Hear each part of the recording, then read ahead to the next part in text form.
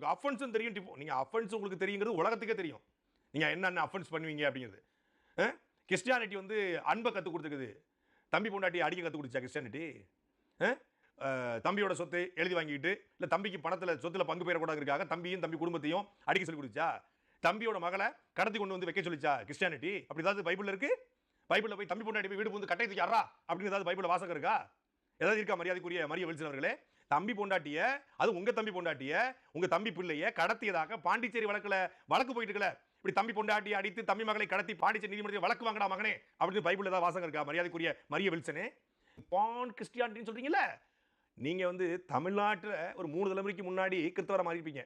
அவன் காலகாலமாக கிறிஸ்தவன், 2000 வருஷமா கிறிஸ்தவனா இருந்த ஒருத்தன் இங்க வந்து கிறிஸ்டியானிட்டியை பரப்ப வந்தவன், கிறிஸ்தவ மரத்தை பரப்ப வந்தவன், இயேசுவின் பெருமைகளை பரப்ப வந்தவன், அகநானூரையும் புறநானூரையும் பதிற்றுப்பத்தையும் பரிபாடலையும் திருக்குறளையும் சிலப்பதிகாரத்தையும் படித்து ஜோசப் பெசிக்கிறதன் பேரை வீரமா முனிவர்னு மாத்தி தேம்பாவணி அப்படிங்கிற இயேசு காவியத்தை தமிழ் எழுதிட்டு போயிட்டான். அந்த ஜோசப் பெஸ்கியை விட நீங்க பெரிய இவரா?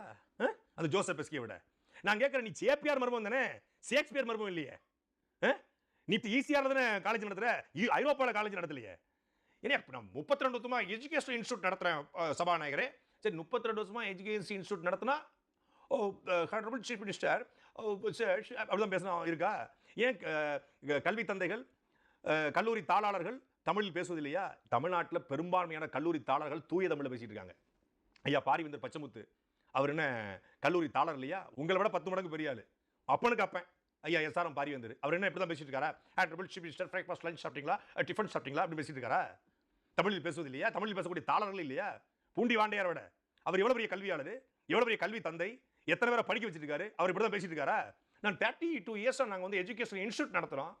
பூண்டி வாண்டையாரை விட நீங்கள் பெரிய ஆள் என்ன? அப்படி தானே? தமிழ்நாட்டில் எவ்வளோ பெரிய கல்வியாளர் இருக்காங்க, எவ்வளோ பெரிய கல்வி தந்தைகள் இருக்காங்க, எத்தனை கல்லூரி தாளர் இருக்காங்க, தமிழை உயிரா நேசிக்கிறாங்க. நீங்கள் கல்லூரி தாளர் எஜுகேஷன் இன்ஸ்டியூட் நடத்துறீங்க, சரி, இங்கிலீஷ் இன்ஸ்டியூட் நடத்துறீங்களா? இங்கிலீஷ் மட்டும் தான் அங்கே வந்து மொழியா?